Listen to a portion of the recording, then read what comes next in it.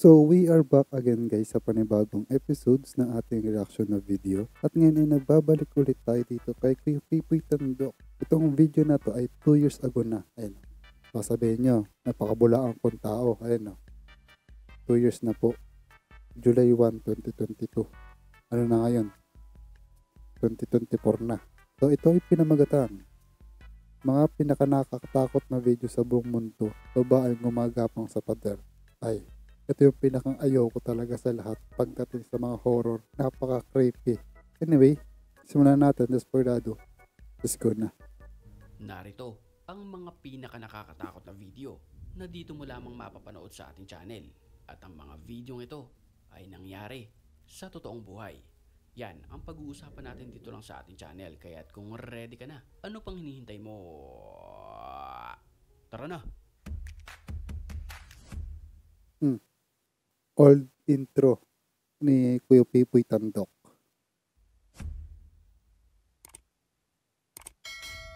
Sa paunang video natin, makikita natin ang isang hayop na nasa gitna ng kalsada habang ang Kala ko aso.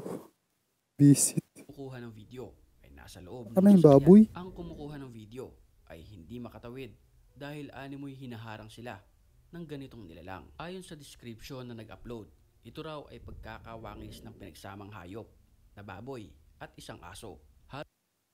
Kaya pala, putik yan. Halos hindi kasi ito ma-identify kung saan Bakit ganyan? hayop ito nabibigay. Kaya, kitang-kita mo yung yung kanyang tenga. Napakahaba. Diba? Meron ding asong mahabang ang kanyang tenga. Na nag-upload, ito raw ay pagkakawangis ng pinagsamang hayop na Putik baboy yan. at isang aso. Halos hindi kasi ito ma-identify kung saan hayop ito nabibilang. Kung ito ba ay totoong hayop o kaya naman ay kampon ng kadiliman. Sa videong ito nakuha sa bansang Japan, makikita na ang kumukuha Japan na naman. ng video ay isang nakabisikleta lamang. Walang Okay. tao sa mga oras na iyon. Pero walang ano-ano'y may biglang sumulpot na lamang sa kanyang harapan na isang babaeng nakaputi at mahaba ang buhok. Agad niya itong binalikan ng tingin upang humingi ng paumanhin kung ito ba ay kanyang nasaktan. Kasi siya rin ay nagulat sa kanyang nakita. Panoorin natin ang video.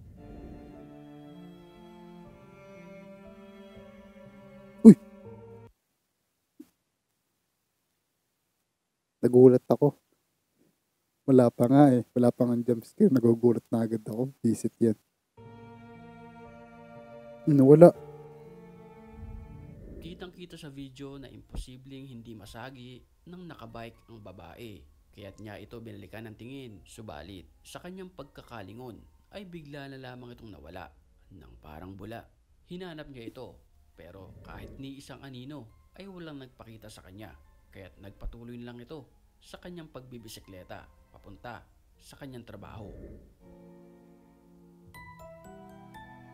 May gabi na.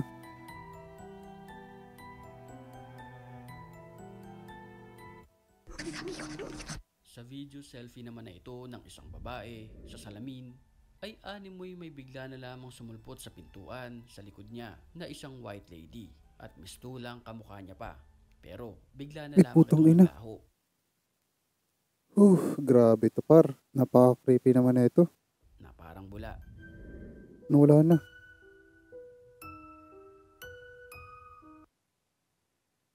Ano? Magkamukha nga.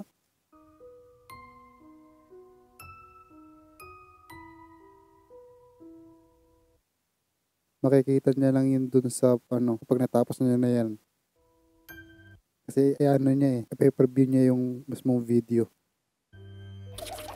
Sa isang tren, Sanay na ako dyan. na videohan ng isang babae dahil sa kakaibang kilos nito matapos sumakay at umupo. Ayon sa uploader, matino naman daw ito nang pumasok sa tren. Pero dahil sa kakaibang kilos nito, ay sinubukan niyang videohan. Sa puntong ito ay tila may pagbabago sa kanyang anyo na iyong ikakagulat at ikakatakot. Dahil ang babae ay mistulang sinaniban ng demonyo. Abay. Kaya naman ay bigla siyang naging zombie na umabot pa sa pananakit sa kanyang kapwa. Zombie. Napaka-grabe naman pag zombie yan. Sana yung mga tao dyan na nakagat na. pasahero.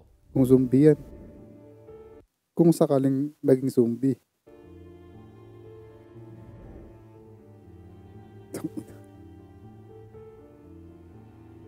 O baka ano lang yan, baliw lang.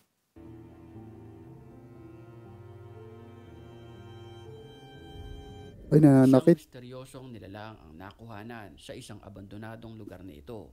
Ito ay maihahalin tulad sa isang maliit na nilalang. Kalahati ang katawan, animoy may pagkakawangis sa isang alien. Sa atin naman ay isang tiyanak. Kung ikaw ang tatanungin, ano kayang klaseng nilalang ito para sa'yo? Pwede mong i-comment ang iyong opinion sa comment section. Pero bago yan, make sure sa puntong ito dapat ay nakasubscribe ka na sa ating channel para makasama ka pa sa mga susunod nating kwentuhan at mga katatakutan na mga gaya nito. Back to the story.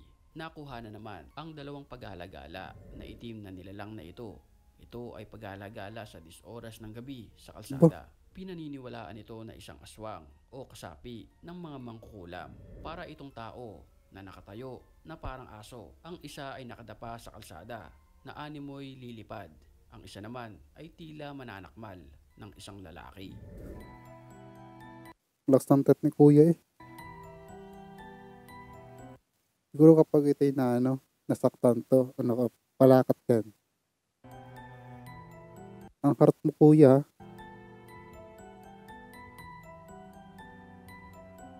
Mga buong talaga. Lakas ng trip eh. Galing sa nilalang na kulay itim, pumunta naman tayo sa nilalang na kulay puti na nakuhanan sa kamera na nakatayo sa 10 oras ng hating gabi sa kalsada. Ang nilalang na ito ay nakapirmi lamang ang tayo sa kalsada sa kanto nang walang ano-ano'y bigla na lamang. Panoorin natin ang video para sa mga sumunod na pangyayari. Napatakbo na lamang ang lalaking kumukuha ng video dahil sa takot. Pero sa malayo ay tinignan niya uli ito. Wala. Pero bigla na lamang ito nawala na parang bula. Pinuntahan ng lalaki Sanay na ako dun. na siyang kumukuha ng video ang isang abandonadong bahay na ito. Pero sa kanyang Ayoko, par. ay tila mali ata ang pinasok niyang bahay. Ang bahay kasi na ito ay maraming kwento patungkol sa mga kababalaghan. At sa kanyang paglilibot gamit ang flashlight at camera, walang ano-ano'y may nakuhanan siya sa bandang kanan na itsura ng isang babae na animoy matagal nang pumanaw. Dahil sa kanyang nakita, pinutol niya agad ang video at Ang creepy ah. maripas ng takbo papalayo sa bahay.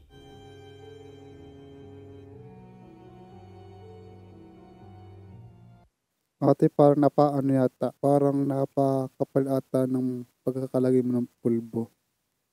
Tapos yung pagkaka-makeup mo dito na parang napakapal ata. Medyo bawasan mo pa ng kaunti para masyadong creepy.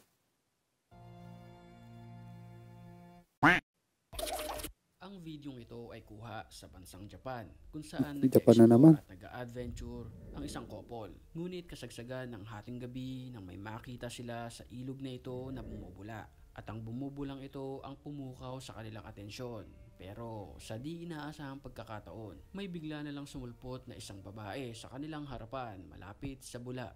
Ang babae ay mistulang naka-jacket pa at nakayuko na animoy na Lagi naman Japan. Paraming naka-blurred ang putik. wala sa sarili. Nakasayad ang kanyang Visit. mga kamay Lagi sa naka-blurred ang ulo. muka. Ang tanong tuloy nila, isa kaya itong totoong tao o kaya naman ay isang ligaw na kaluluwa. Tambay lang. Tapos lang siya. Nantitrip lang na manakot. Paraming naka-blurred eh. Nakakainis tong taga-Japan na to eh. Dumako naman tayo sa sementeryo matapos makuhanan Paraming naka-blurred ang mukha eh. Kapag hindi mukha, alam nyo na. ang mga nakasilip na bungo na ito. Dahil na rin sa pagtataka kung bakit nakasilip, ay dali-dali nila itong pinuntahan upang malaman kung bakit nakalabas ang mga bungo na ito. Pero kung titignan natin sa Kung ano. malapitan, ay hindi naman ito kamukha ng mga bungo, kundi kamukha ng mga itsura ng mga pumanaw na nagmumulto lamang. Nang ito'y puntahan, ay bigla na lamang itong nawala. Uy, walang cut yun, par. Ito totoo. Uy, putang ina mo. Sa video na ito, Galing. Ang ina, nagugulat pa ako dun sa ano na yun. Dito. Di dyan. Dito. Dito sa mukha. Tagal-tagal ko nang nanonood ng ng mga video ni Pepe Tandok at nagre-reaction. Ngayon pa ako nagulat. Galing. sa video na ito ay makikita natin na may Wow. Nakakatakot. Ang creepy. isang babae sa loob ng cabinet at akala ng nagvi-video ay mami niya ang kanyang kinukuhanan.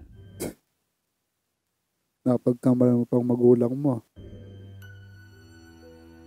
Nakapagkamalan pang ina. Ngunit hindi naman pala ito ang kanyang nanay. Agoy. Siya lamang itong nagpakita sa cabinet. Sa CCTV footage naman na ito nakuhanan ang isang babae na Itong animoy nababaliw Napaka-creepy naman ang hayop na to.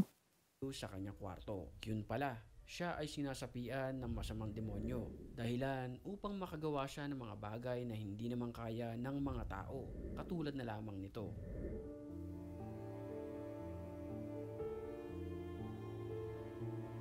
Ito yung pinakang ayoko talaga. Yung gumagapang sa pader. Lalo na yung gumagapang na, nakatalikod. Yung parang yung nakaganon. Tapos gagapang papunta sa'yo. Oh, wag na lang. Yun rin yung pinakang ayoko rin sa lahat. Sa horror. Lalo na pag sa movie. Nako. Yung mga ganyan, eksena. Nako. Creepy na mo ko ha. Parang si Momo, malaki lang yung mata. Sa mga hindi familiar kay Momo, ito po yung picture niya. Ayan.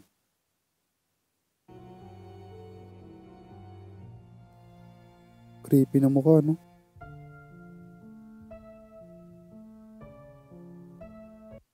So anyway, yun lang.